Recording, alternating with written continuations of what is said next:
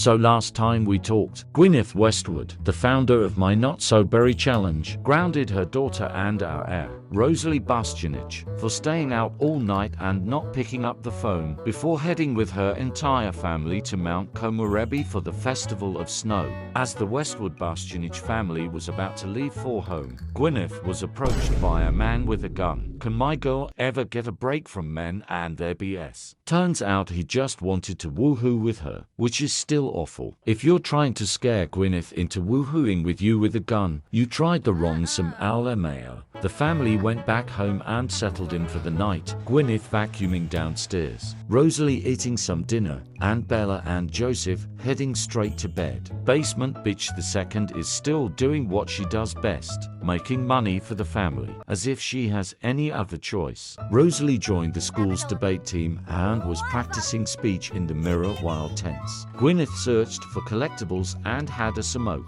It's still crazy to me that she's smoked half a pack of cigarettes and hasn't gotten the addicted moodlet. Meanwhile, Joseph became an alcoholic after maybe 3 drinks. The morning soon came. Joseph was up bright and early because, before work, he was heading to Bagley to visit his little mistake, Tessa Scott. His baby mama Sarah Scott waited outside for him to arrive and made sure the coast was clear. And there his daughter Tessa was, lying on the cold hard kitchen floor. Excellent parenting, Sarah. Even though it was cold, Joseph decided to take Tessa outside. Lord, this baby is doomed. He rocked her, played with her, talked to her, blew raspberries. He thought she was just the cutest thing, until she started to cry. Why are you putting that child on the ground? Sarah said, I know damn well you did not take my child outside. She fed and burped Tessa, making her feel better, while tired Joseph headed for work. Back at home,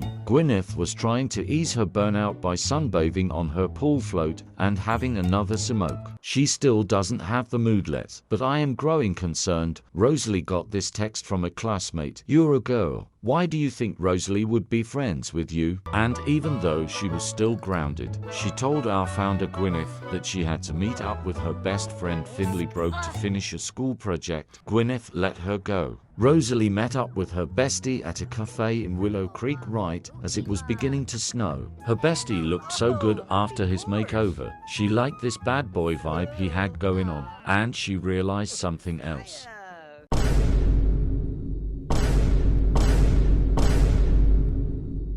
Are you kidding?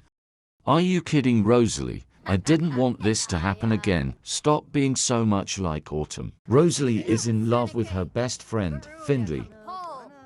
I don't even know what to say, so let's just ignore it instead. The two besties caught up until the snow started picking up, and then headed inside the cozy cafe. To avoid these sudden romantic feelings about her best friend, Rosalie brought up her new romance with Jaquan Scruggs. She reminisced about how the two of them cuddled while watching the clouds at the bluffs the morning before. Finley didn't expect Rosalie to like Jaquan, but he was happy for her. But if he does anything to hurt his best friend, he's coming after him. Rosalie wondered where this tough side of Finley came from. He was so timid in their child years. Whatever it was, she liked it. She liked knowing there was someone who would defend her if she ever needed it. And she also liked Finley's new style, and his hair, and his cute freckles.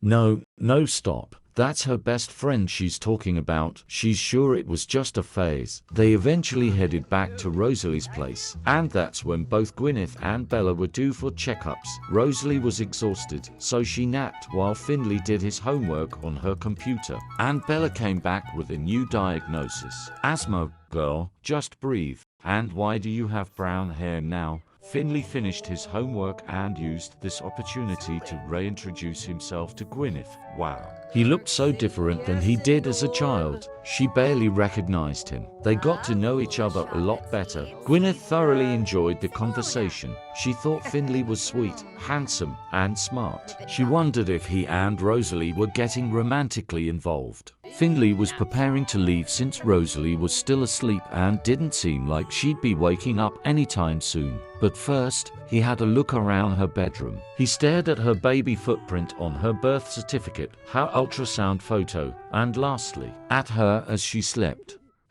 I wonder. Once he left, Gwyneth tried to do more de-stressing by talking to herself in the mirror. And when that didn't work, she went and woke Joseph up. She needed him for something. And you best believe Joseph was on it. Anything to help her de-stress, right? Rosalie had finally woken up, and through the vacuuming, could hear the sounds of her parents making sweet woohoo. She was so glad everything worked out between the two of them and that her family was perfect once again. And since they were a bit distracted, surely they wouldn't notice if she had snuck out to go bowling with her friends Levi, Atlas, and Joaquin in San Myshuno, right? Look